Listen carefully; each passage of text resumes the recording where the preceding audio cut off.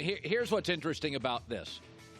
The nation freaked out. The owners freaked out. America freaked out when the New Orleans Saints, there was a really bad call against the Rams in the NFC Championship. And the Saints certainly played the victim very well. But the thing about that bad call is there were 3 opportunities for the Saints after that call to win the game. Okay? After that bad call, Saints kick a field goal. The Rams got the ball back in regulation, drove all the way down the field. Saints defense couldn't stop them. Kick a field goal, send it to overtime. So the Saints defense could have won the game. Then we go to overtime in the Superdome. The Saints offense gets the ball. They throw a pick. And then the Saints defense takes the field. And the Rams drive down and kick a field goal, win the game. 3 opportunities. Now, the Saints played the victim. The owners wanted to support the Saints. And, oh, my God, can't believe. But the Saints had 3 opportunities to win that game. Their defense had 2, and Drew Brees and the offense had 1. I'm not saying the call was good. It was bad. But bad things happen in games, and bad things happen in life. Are you given opportunities to overcome bad things? Saints got 3, couldn't do it. Last night, Detroit didn't, due to a bad call, have any opportunities. Their offense sat and watched. Their special team sat and watched. And their defense made the stop. Bad call. Watched Green Bay bleed the clock. So I feel very bad. I feel worse for Detroit than I do for New Orleans because Detroit didn't have any time to overcome it. And this begs the question for this caper. How do you solve it? I think the way to solve it is really, really, really easy. For the 276th time, the umbrella rule.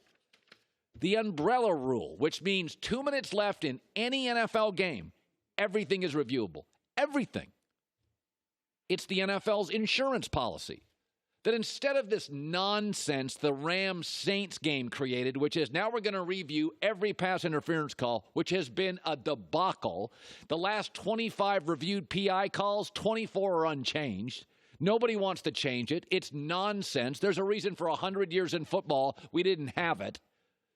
And now they bring it in because everybody freaked out because New Orleans complained enough. And it was a bad call in New Orleans. But in the end, that's nonsense. What's not nonsense is insurance. It's the first thing you buy when you have a car and the first thing you buy when you have a home. And you buy insurance because insurance is like replays in sports. It's best used rarely.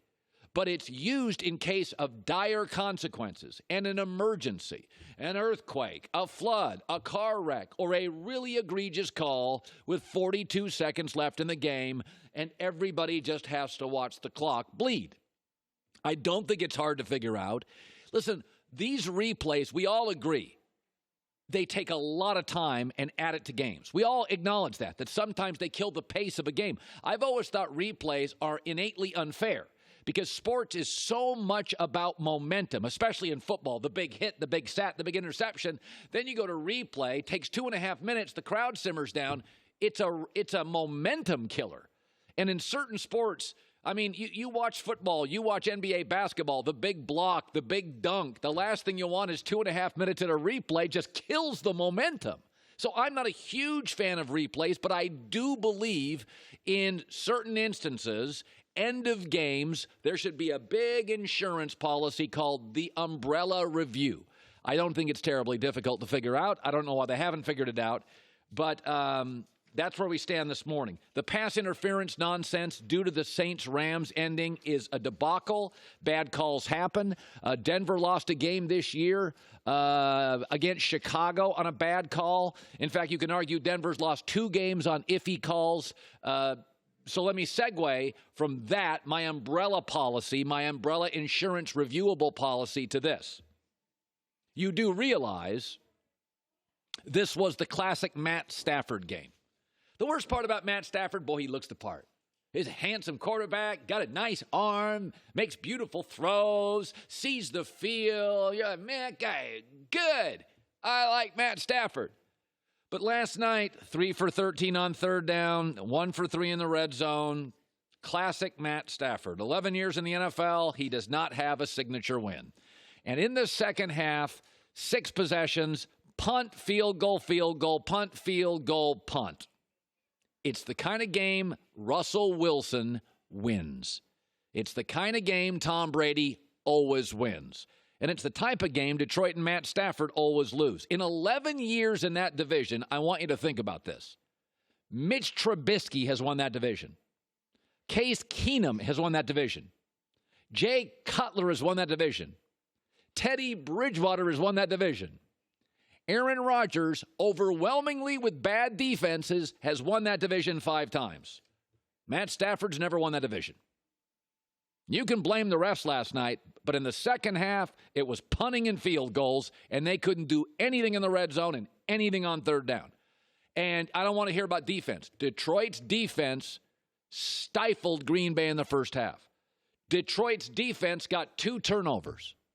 Detroit was up 13-0. He had all sorts of help last night. When you go to Lambeau and you can shut down Aaron Rodgers for the first quarter and a half of a football game, that's all you're going to get from your defense. You cannot ask to shut Aaron Rodgers down for 4 quarters. There are times you can't shut Aaron Rodgers down for a quarter. The defense did a great job for Detroit early in that football game. They came in with a great game plan. They jumped out to a big lead. He got to play ahead instead of like Dak Prescott always playing from behind. Matt Stafford had the lead on the road. The crowd got quieter because you take the crowd out of the game with a lead. So, and with Matt Stafford, he always looks the part. That's the difficult thing. Like Andy Dalton just doesn't have the arm, right? Like Andy Dalton, you're like, well, he just doesn't have the arm. Kirk Cousins doesn't have the size of the arm. When you look at Matt Stafford, there was a very interesting moment early in the game, and this kind of sums up Stafford. First play of the game, they come out and they do a flea flicker. And Matt Stafford throws an absolutely beautiful ball. I mean, this is how you teach quarterbacks to throw. Look at that thing. It's like velvety smooth. And you're like, look at this. And yet, here's this 11-year veteran on the very next play. After this, I mean, this is just classic, beautiful, perfect. It's like video game quality. Next play, fumbles a snap. When's the last time Brady fumbled a snap? Next play, and then all of a sudden they settle for a field goal. Like, that's Matt Stafford. It's like, it's always just this close. And this game, he got 2 fumbles. His team gave him an interception. He got a big lead. The defensive game plan was great. And the last 6 possessions, punt, field goal, punt, field goal, punt. So we can blame the officials, but this has come to define the Matt Stafford era. Looks the part, but why do they always lose these games, and why does Russell Wilson and Tom Brady always win them? There's something called it. Some people have it. Some people don't have it. Some people look the part. Some people can't deliver. And I was sitting there watching that game last night. My first thing is, he doesn't have a signature win in 11 years. I think this is going to be it. I thought this is going to be it. They finally have the coach. They've got some nice, not great, but nice little pieces. Rookie tight end's good. They have a good receiver. They have a nice young back. They've got the coach. They got a couple of really nice corners. You're like, okay, this is going to be the signature win. And it ended up being exactly, seemingly, what every time Detroit has a chance to win a huge game, they always come up short for the last 11 years. By the way, Detroit has led every game in the fourth quarter. You know what their record is? 2-2-1. Blame who you want. It's a quarterback league. Hi, everybody. Thanks for watching. Subscribe here to get the latest from the show. Also, be sure to check out more of the best clips from The Herd or go watch a few segments from other shows on FS1.